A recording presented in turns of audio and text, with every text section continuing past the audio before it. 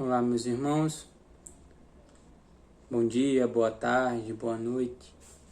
No momento que você estiver partilhando neste momento conosco, nós, o grupo de oração Nossa Senhora de Fátima, grupo de oração da Renovação Carismática, partilhando a leitura orante da Palavra do Senhor, que hoje nos é proposta. Que você possa pegar a sua Bíblia, se não já está com ela, que você possa optar por um ambiente em que você esteja apto para falar com Deus, silencioso, ou ainda que não der, mas que lhe permita ter esse contato com Ele, certo? Enquanto vocês se preparam,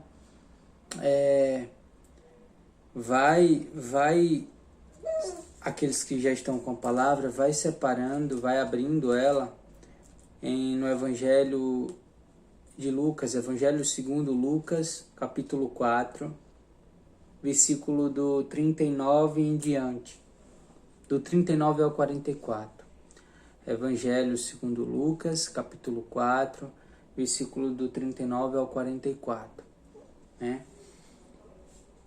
Que a gente possa pedir ao Espírito Santo que Ele nos conduza, pedir ao Espírito Santo que Ele nos fortaleça, Ele nos ilumine, Ele que é sopro divino, que dissipa as incompreensões, que dissipa os medos, que nos faz distanciar daquilo que é dispersão.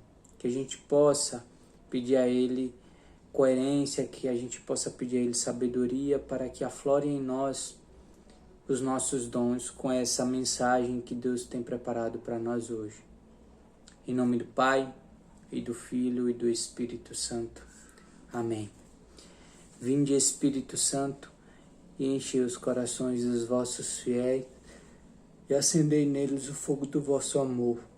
Enviai, Senhor, o vosso Espírito, e tudo será criado, e renovareis a face da terra. Oremos. Ó Deus, que instruíste os corações dos vossos fiéis, com a luz do Espírito Santo, fazei com que apreciemos retamente todas as coisas segundo o mesmo Espírito, e gozemos sempre da sua consolação. Por Cristo, Senhor nosso. Amém. E vai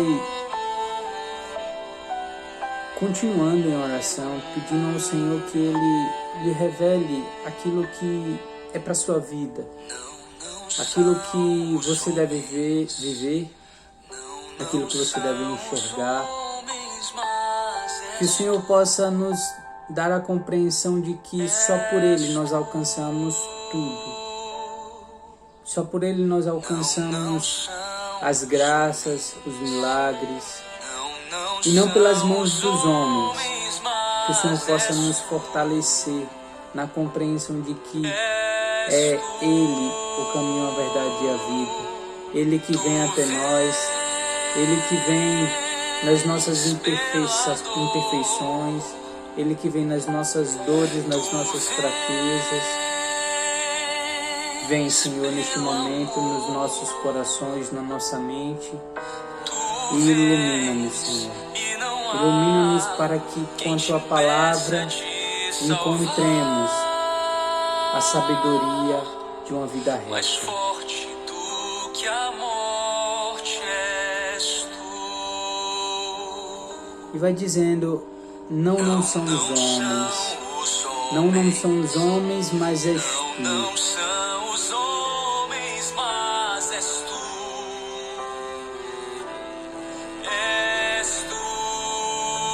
Vai dizendo, não são os homens. Não são os homens. Mas és tu. És tu. Tu vens.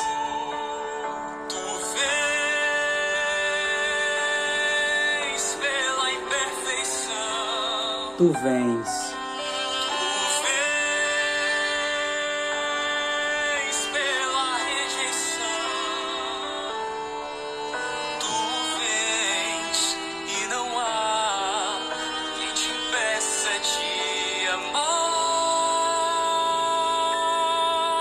mais forte do que a morte és tu.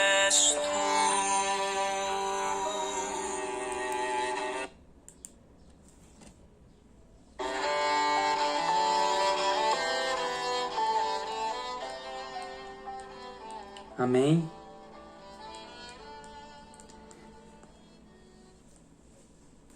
O Evangelho segundo Lucas, capítulo 4, versículo do 39 em diante, nos narra, do 38 ao 44, nos narra a seguinte passagem. Vamos acompanhar. Saindo da sinagoga, entrou na casa de Simão. A sogra de Simão estava com febre alta e pediram-lhe por ela. Ele se inclinou para ela, conjurou severamente a febre e esta a deixou. Imediatamente ela se levantou e se pôs a servi-los. Ao pôr do sol, todos os que tinham doentes atingidos de males diversos traziam-nos, e ele, impondo as mãos sobre cada um, curava-os. De grande número também saíam demônios, gritando: Tu és o Filho de Deus. Em tom ameaçador, porém, ele os proibia de falar, pois sabiam que ele era o Cristo. Ao raiar do dia, saiu e foi para um lugar deserto. As multidões puseram-se a procurá-lo e, tendo-o encontrado, queriam retê-lo, impedindo-o que o deixasse. Ele, porém, lhes disse: Devo anunciar também a outras cidades a boa nova do reino de Deus, pois é para isso que fui enviado. E pregava pelas sinagogas da Judéia. Palavra da salvação. Glória a vós, Senhor. Neste momento eu convido você a, de forma pausada, de forma mais devagar, mais lenta, a reler novamente o texto, a fazer esse exercício de observar o que o texto diz, né? Esse é o primeiro passo da leitura orante, o que o texto tem a nos dizer, para que a gente possa compreender os detalhes daquilo que a Escritura está falando, para que a gente possa compreender o contexto. E a gente compreende de que forma? A gente compreende relendo o texto de novo. Então eu convido a você a pausar o vídeo neste momento e reler o versículo do 38 ao 44 de forma pausada, prestando atenção. E depois que terminar, você retoma o vídeo.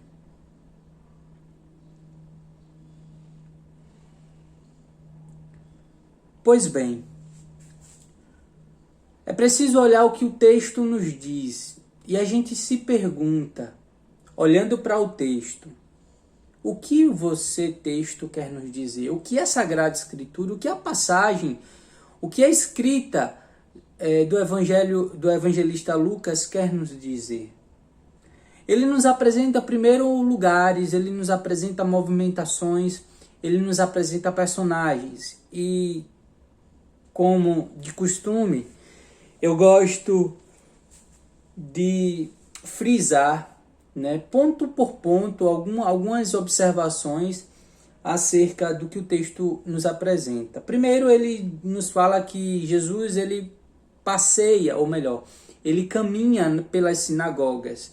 As sinagogas é um local em que se encontram aqueles que buscam a Deus por meio da oração, por meio do estudo. E, além disso, narra que Jesus passava pelas sinagogas, anunciando, realizando milagres, até que se conduziu até a casa de Pedro, Simão Pedro, a casa de Simão e André, né? E lá ele se deparou com a sogra de Pedro, que estava enferma, com a febre muito alta. Então a gente vê uma personagem aqui, a sogra de Pedro. Nós vemos que essa mulher não tem nome específico aqui revelado, mas demonstra a sua particular intimidade com um dos discípulos do Senhor. Posteriormente acontece que Jesus ele conjura a febre, conjura este mal, vence e cura a mulher daquela grande enfermidade. Depois o texto nos apresenta alguns sinais, como por exemplo o pôr do sol. Raia-se o pôr do sol, e muitos daqueles que estavam enfermos e que tinham descoberto que Jesus havia curado a sogra de Pedro, iam até ele pedir esta cura, pedir essa libertação, pedir esse milagre. E Jesus prontamente realizava sobre eles. O texto ele também nos apresenta que Jesus ele impunha as mãos com autoridade, demonstrando sinal fecundo da presença de Deus, ou melhor, ainda melhor, né? Demonstrando um sinal fecundo e, sobretudo, demonstrando que Jesus é o sinal fecundo de cura, demonstrando que Jesus é aquele que impõe as mãos para a cura, e pela autoridade daquele que lhe dá o poder para isso, que é Deus. E acontece que muitas daquelas pessoas tinham enfermos, mas tinham outros que estavam com enfermidades de possessões demoníacas e eram libertos. E aqui outro personagem que aparece eram os demônios que falavam, que diziam: tu és o Filho de Deus, né? Jesus repreendia os demônios, e é importante a gente ter compreensão de que o texto diz isso para nos perguntarmos por que Jesus repreendia os demônios, sendo que os demônios compreendiam, relatavam aquilo que era a realidade, que Jesus era o Filho de Deus. Posteriormente, lá no 42 em diante, raia-se o dia, Jesus vai para um lugar deserto, possivelmente para restabelecer as forças em oração, né? As multidões perseguem ele em busca daquilo que elas já sabiam que ele tinha, que era o poder da cura e do milagre. Queriam impedir que ele continuasse a missão, que era o anúncio do Evangelho, a realização de outras curas em outras cidades. E Jesus tinha a necessidade de pregar nas outras sinagogas, pregar nos outros lugares e realizar tantos outros milagres para que outras pessoas se convertessem, seja pelo toque da cura direta ou indiretamente pelo testemunho, né? É um texto curto, mas é um texto que nos diz um monte de coisa, né? Esse texto a gente tem que ser fiel a ele, a gente não pode causar interpretações esdrúxulas. Por que esdrúxulas? É um termo que se diz interpretações que é fora do contexto, nem interpretações equivocadas. Perguntado o que o texto diz, a gente parte para o que o texto tem a me dizer. O que o texto tem a dizer a você, tem a dizer a todos nós. Um fato é que Jesus é o Senhor da cura. Fato é que Jesus é o Senhor que tem a autoridade dada por Deus, porque Ele é o Filho de Deus, para curar, seja qual for o mal. A gente presencia inicialmente um mal que se impelia contra a vida de alguém que era íntimo dos amigos dele, que é a sogra de Pedro. Isto aconteceu. A gente vê que o pôr do sol era um sinal, e é um sinal fecundo na nossa igreja, liturgicamente falando, porque esse sinal do pôr do sol nos revela que o sol maior, que é Cristo, ele recai para que a noite nasça, mas ele recai sobre nós. O sol, o pôr do sol que nasce que aflora o dia e que termina o dia, ele revela que Cristo é aquele que é princípio e que é fim. É aquele que também transita pelas diversas dificuldades da vida do homem. Por que transita? Porque o sol, ele raia em um momento, em um canto, ele nasce em um canto e ele se põe em outro canto. Então ele passa, ele percorre todo o contexto de mundo, né? De compreensão geográfica que a gente possa ter. Então o sol é tudo. E esse tudo é representado por Jesus. E o evangelista faz questão de evidenciar, ao pôr do sol, os doentes procuravam Jesus. Porque passaram o dia inteiro presenciando este Senhor que testemunhava o seu próprio testemunho, a sua própria vida, que era a compreensão de que muitos ainda não tinham, de que ele era filho de Deus. Mas o que o texto nos diz ainda? E o que ele tem a nos dizer? Além de que Jesus é o sol. Tem a nos dizer que Jesus é aquele que tem a autoridade primeira de Deus para manifestar a presença de Deus.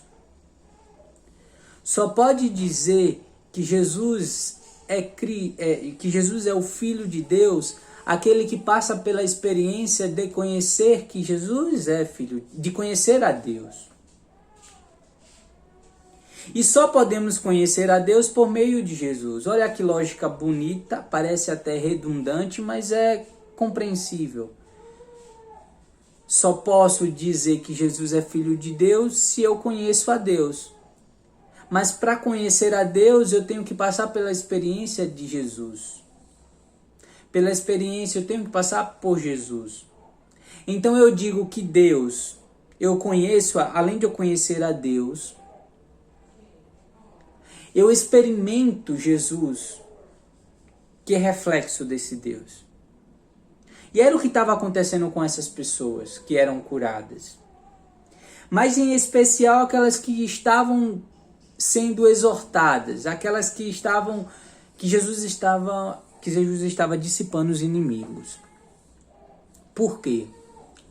Porque os inimigos, à medida que saíam pela autoridade da imposição da mão de Jesus, claro, sim, herdada não só porque ele é filho de Deus, mas herdada também pelo batismo, a qual também nós herdamos e nós temos essa autoridade. À medida que Jesus exortava esses inimigos que se apossavam da vida de muitas outras pessoas e destruíam, esses inimigos iam compreendendo que quem os exortava não era ninguém de pouca fé, não era ninguém de pouco poder. Era o Filho de Deus. E esses inimigos, eles começavam a professar. Em que sentido? Professar não no sentido de uma profecia oculta, mas no sentido de antecipação daquilo que o Senhor queria revelar aos poucos, como projeto divino. Os inimigos, eles experimentavam da força do Senhor, que eles chegavam a professar que Jesus era o Filho de Deus. E ao dizer que Jesus era o Filho de Deus, dizia-se muita coisa do que somente uma filiação. Dizia que ele é aquele que todos esperavam. Dizia que era o Messias.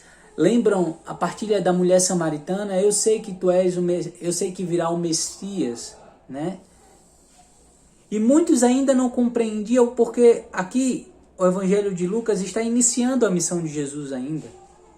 E Jesus, de forma pedagógica, compreendia que era de fato necessário que as pessoas entendessem que ele era o Filho de Deus, só que por um processo de projeto divino, e não por um equívoco de declaração ou de confissão, como por exemplo aconteciam com os inimigos, que professavam isso.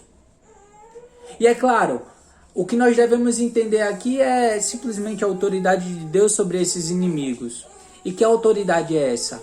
A autoridade de destruir qualquer poder que eles têm sobre as nossas vidas, né?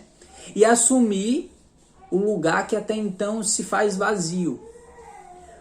Porque o que o texto tem a me dizer? O texto tem a me dizer que aquilo que deve ser preenchido por Deus, aquilo que deve ser preenchido muitas das vezes pelo Senhor, é preenchido pelas nossas vaidades e nossos egoísmos, que consequentemente são os males apresentados pelo inimigo.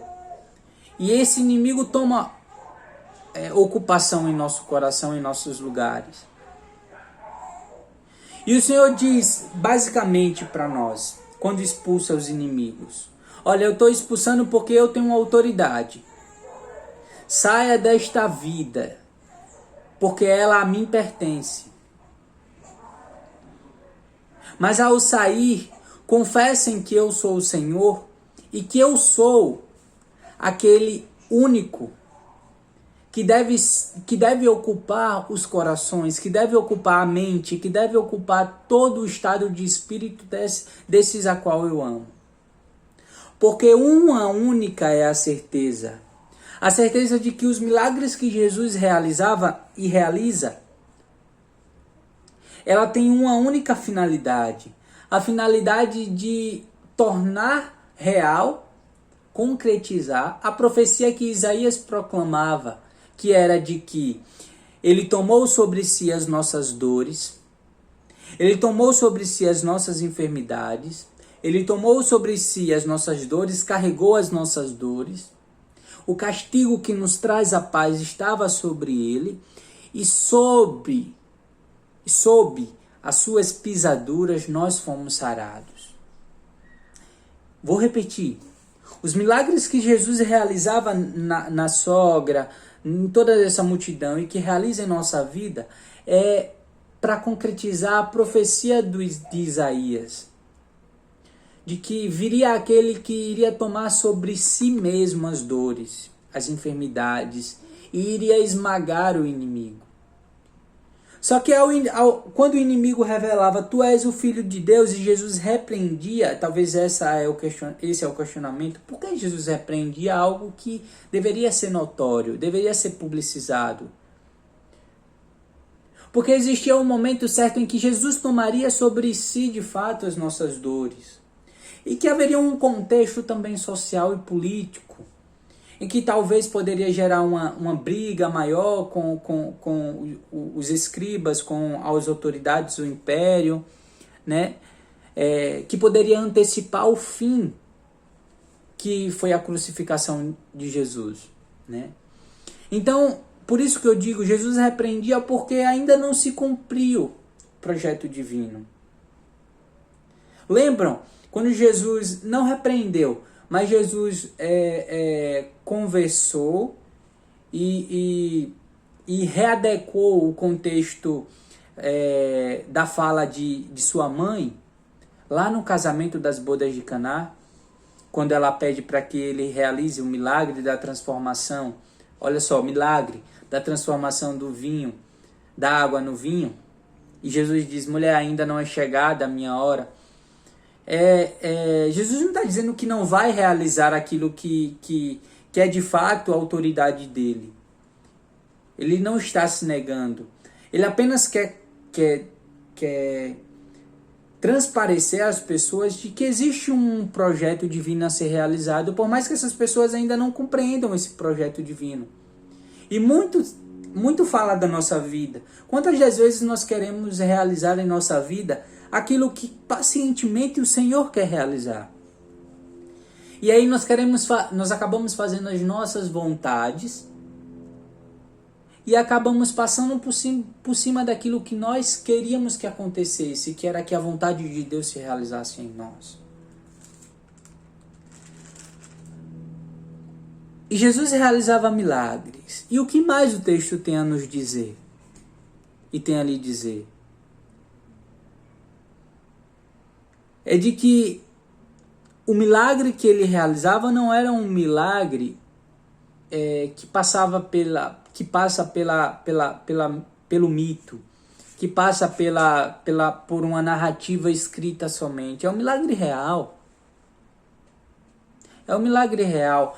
Porém, vale ressaltar, não é o milagre supremo que o Senhor realizaria. E é o que a gente tem que pensar, talvez de forma resumida, sobre aquilo que eu estava dizendo, que falávamos aqui.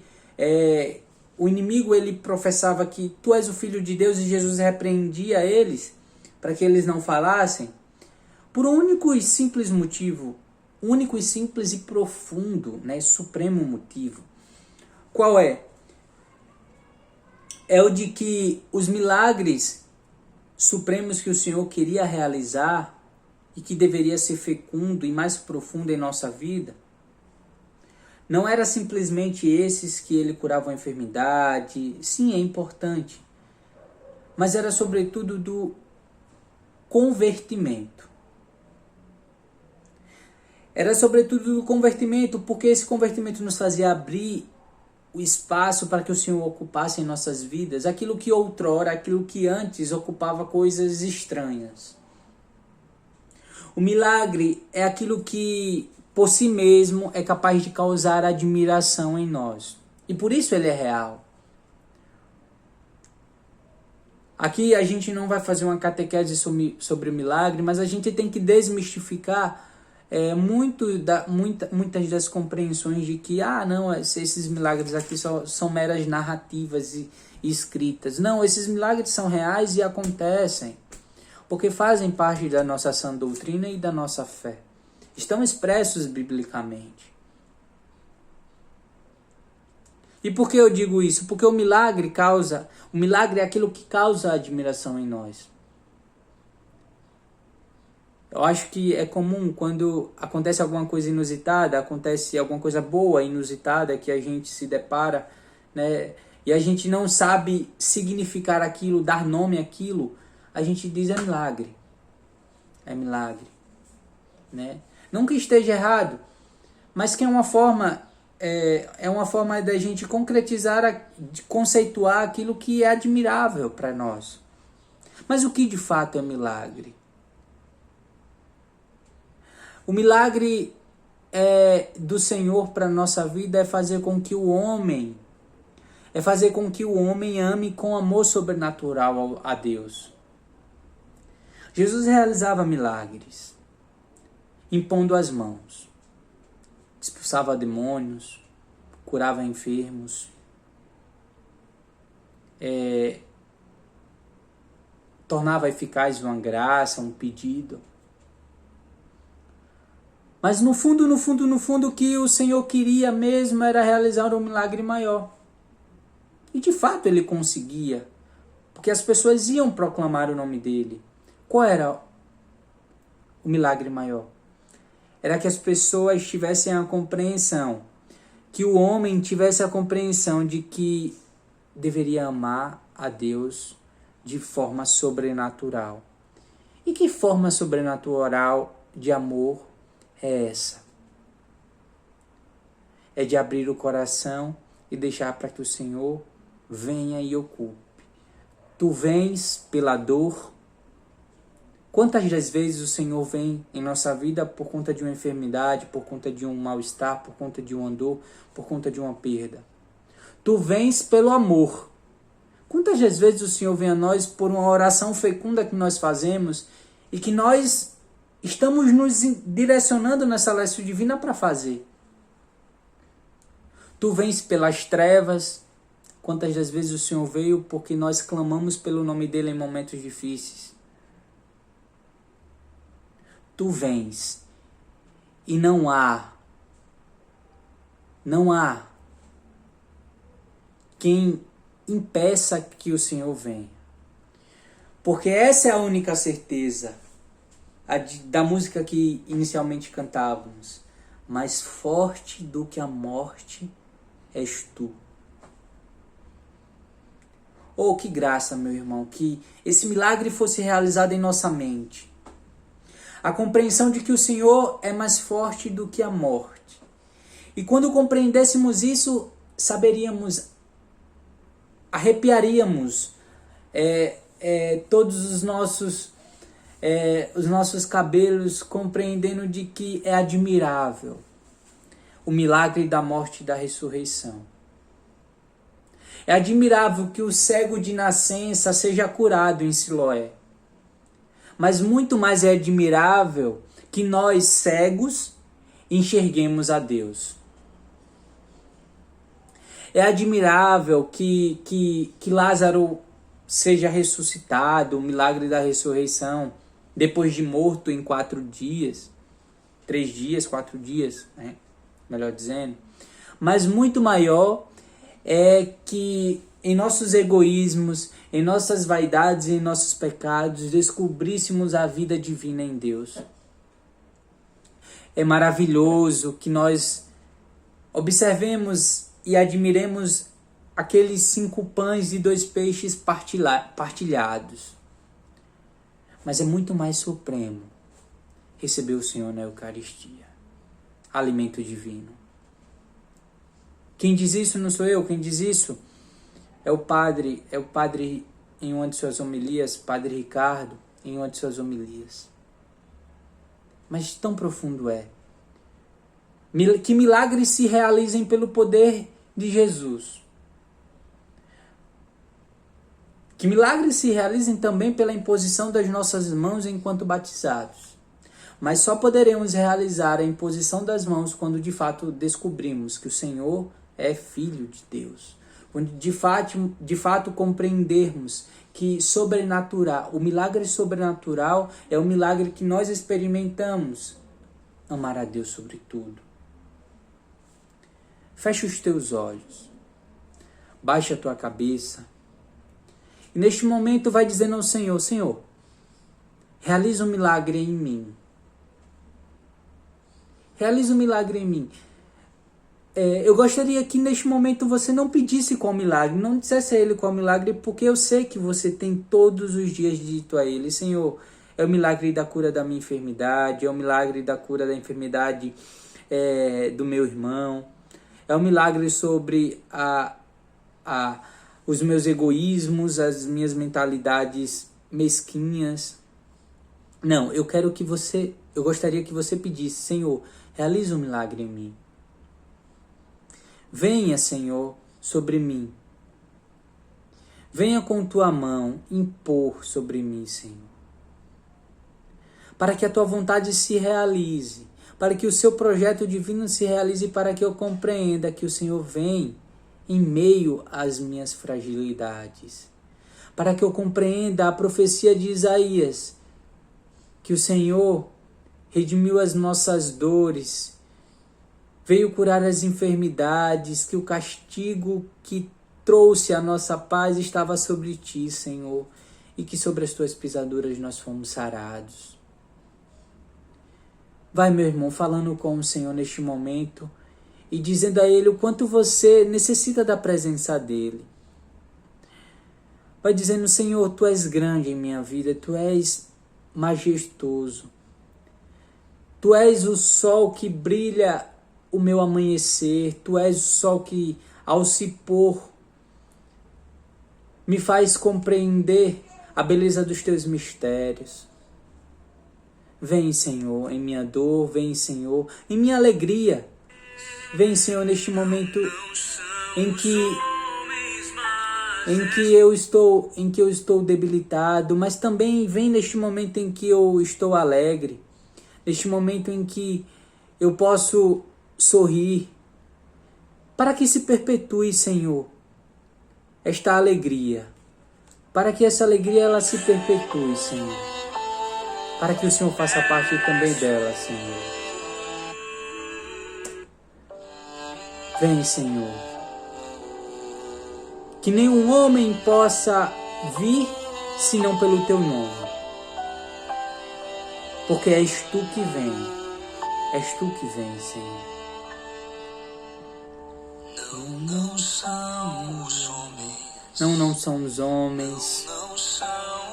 Ainda de olhos fechados, se souber, vai cantando ou continuando rezando. Não são os homens. Não são os homens. Não são os homens, mas És tu, Senhor. És tu que vens. Tu vens pela dor. Tu vens pelo amor.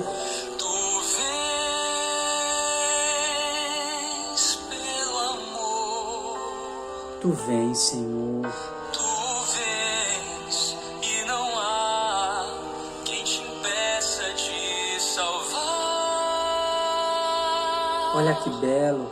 Mais forte do que a morte és tu. Proclama isso, meu irmão, que não é homem, que não há ninguém que seja maior do que a vinda do Senhor.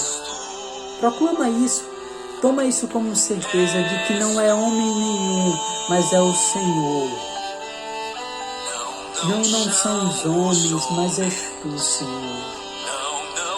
E nós proclamamos como filhos, nós proclamamos como testemunhas, Senhor, dos teus milagres, nós proclamamos, Senhor, como filhos.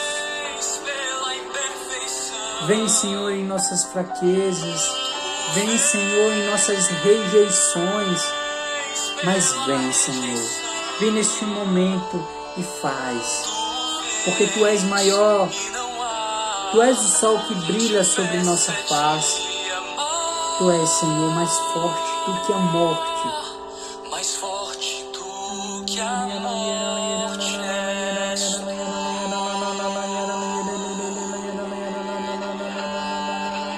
Enquanto a música vai cantando, vai rezando no Espírito, meu irmão. E você que ainda não tem essa espontaneidade de rezar no Espírito, vai cantando, vai clamando ao Senhor.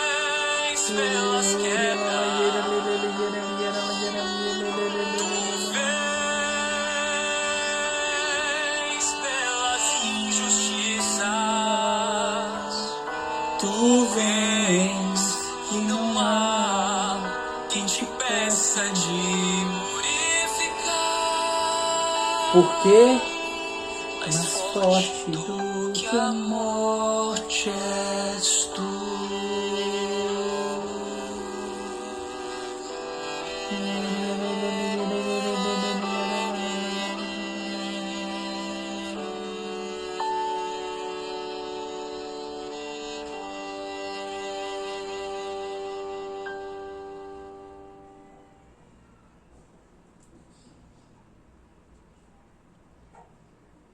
Glória ao Pai, ao Filho e ao Espírito Santo, como era no princípio, agora e sempre. Amém. Glória ao Pai, ao Filho e ao Espírito Santo, como era no princípio, agora e sempre. Amém. Glória ao Pai, ao Filho e ao Espírito Santo, como era no princípio, agora e sempre. Amém. Este foi o terceiro passo da nossa leitura orante. O momento em que nós rezamos ao Senhor, dizendo a Ele aquilo que experimentamos pela Sua palavra. Continue rezando com a palavra durante todo o dia. Até chegarmos na próxima leitura orante, que você possa continuar com esse texto meditando. Além das leituras diárias que nós temos, né? Que a nossa igreja tem. E no quarto passo, antes de chegarmos na terça-feira, a nossa leitura orante de terça, que você, ao meditar, ao trazer novamente à tona esse texto, que você possa se comprometer com o Senhor. Ele que é mais forte do que a morte, Ele que cura tudo. Amém? Que fiquemos com Deus, meus irmãos. Para aqueles que estão acompanhando o canal pela primeira vez, sejam bem-vindos. Meu nome é Júnior. Meu nome é Adelmo Júnior, né? Muitas pessoas me conhecem como Adelmo, como Júnior. Eu faço parte deste grupo de oração, sou do Ministério de Formação, também do Ministério de Música e Artes. E este é o grupo de oração Nossa Senhora de Fátima. Esteja convidado a participar conosco dos nossos encontros, das nossas atividades orantes. Temos terços, oração do terço, temos as leituras orantes terça, quinta, sexta e domingo. Temos sempre às 18 horas, né? Pode acontecer um pouco de atraso por conta da internet, essas coisas na hora da publicação da leitura orante. Temos o grupo de oração, né, que é o momento de oração do nosso grupo em que nos reunimos, é a reunião de oração, às 20 horas, amanhã, toda segunda-feira, às 20 horas, certo? Então que você esteja convidado a participar conosco, tá bom? E sempre traga mais um, amém? Que Deus possa abençoar a gente, possa nos trazer milagres sobrenaturais, qual seja, nos ensinando que nós devemos amar a Ele sobre todas as coisas. Este é o maior milagre, o milagre de que sejamos capazes de amar de forma sobrenatural a Ele que é sobrenatural. Amar a Deus com todas as nossas forças, com todos os nossos entendimentos. Amém. Ave Maria, cheia de graça, o Senhor é convosco. Bendita sois vós entre as mulheres, bendito é o fruto do vosso ventre, Jesus. Santa Maria, Mãe de Deus, rogai por nós, pecadores, agora e na hora de nossa morte. Amém. Em nome do Pai, do Filho e do Espírito Santo. Amém. Deus nos abençoe neste domingo. Paz e bem.